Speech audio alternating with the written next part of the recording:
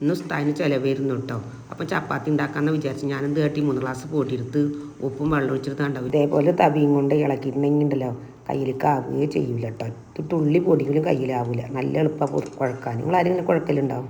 അപ്പോഴേക്കും എന്താ പറയുക, ഇപ്പം അത് കാൽച്ചായ കൊടുത്തിട്ടുണ്ടാവില്ല. വേഗം ചായ അടുപ്പത്ത് വെച്ച് 1 ഗ്ലാസ് അവർ കൊണ്ടുകൊടുത്ത് ബിസ്ക്കറ്റും ചായ ഇട്ടോ.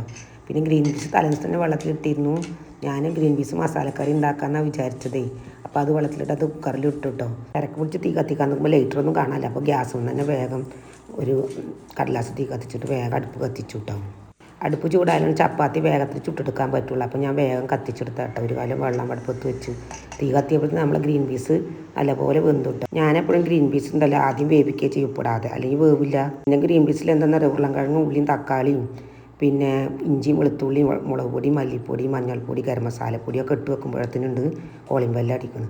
അപ്പോൾ പള്ളിയിലേക്ക് ചോറ് കൊണ്ടുവന്ന ആളുണ്ടല്ലോ പാത്രം കൊടുന്ന് വെച്ചിക്കണി. ഞാനത് കൊടുത്തിട്ട് വന്ന്.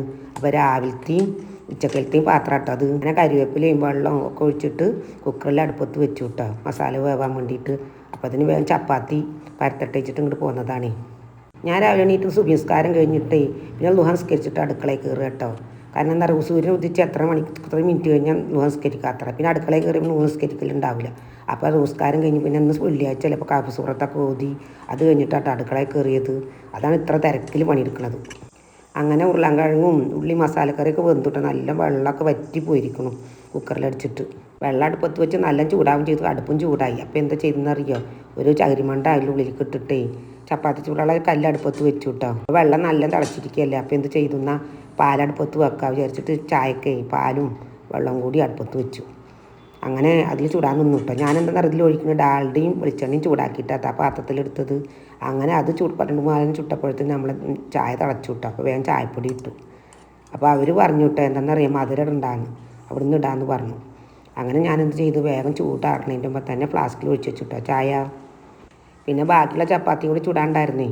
അപ്പോൾ അത് വേഗം അടുപ്പ് നല്ല ചൂടുണ്ടല്ലോ, വേഗം ചുട്ടെടുത്തു കേട്ടോ. തീ കത്തുമ്പോൾ വേണ്ട നല്ല ചൂടാണ്. പക്ഷേ എന്താ പറയുക, അടുപ്പിന് 4 പുറയും പൊട്ടിപ്പൊളിഞ്ഞിട്ട് പോയിക്കണേ. എത്രയോ ടൈൽ ഒട്ടിക്കണിച്ചിട്ട് അത് പിന്നെയും പോരുക. അപ്പം ഞാൻ അവിടെ ഇരിക്കട്ടെ വിചാരിച്ചു. ഇത് കാണുമ്പോൾ ഇടങ്ങറൊക്കെ ഉണ്ട്.